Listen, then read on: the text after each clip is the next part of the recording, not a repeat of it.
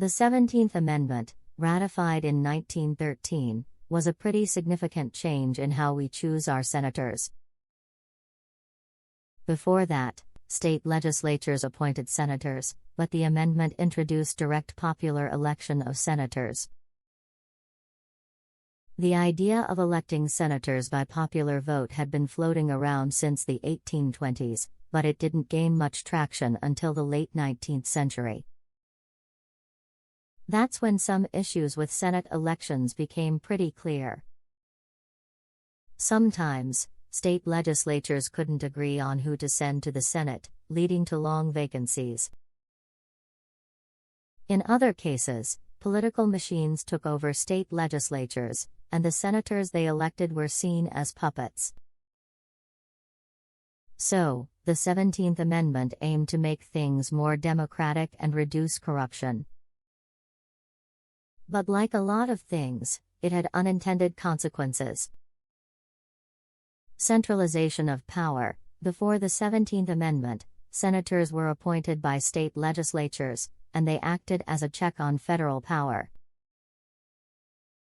States could choose senators who would look out for their interests and keep the federal government in check. But with direct popular election, senators became more focused on winning over the entire state's population. This shift of power from the states to the federal government wasn't really what the Founding Fathers had in mind.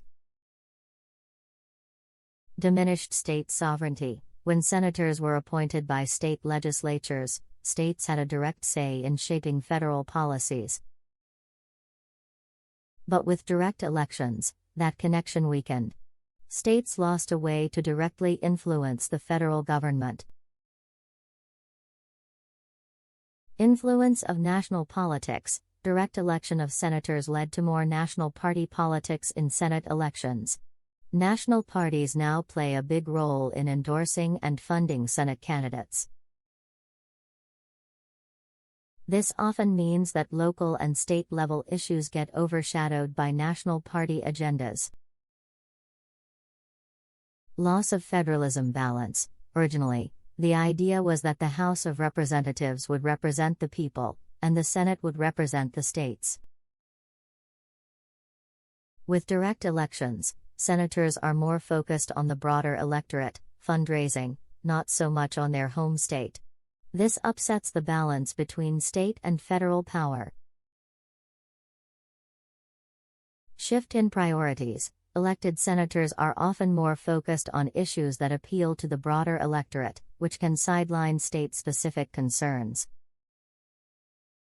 This can make it harder for the Senate to protect the unique interests of individual states.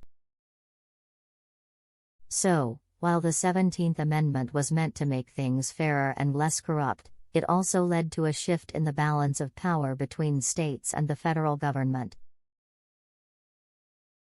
Senators became more detached from state governments and more focused on national politics. The voices of individual states in the federal legislative process got quieter, and that's not exactly what the Constitution's framers had in mind. What do you think? Should we go back to having state legislatures pick senators? It's a pretty interesting debate, especially considering the unintended consequences of the 17th Amendment.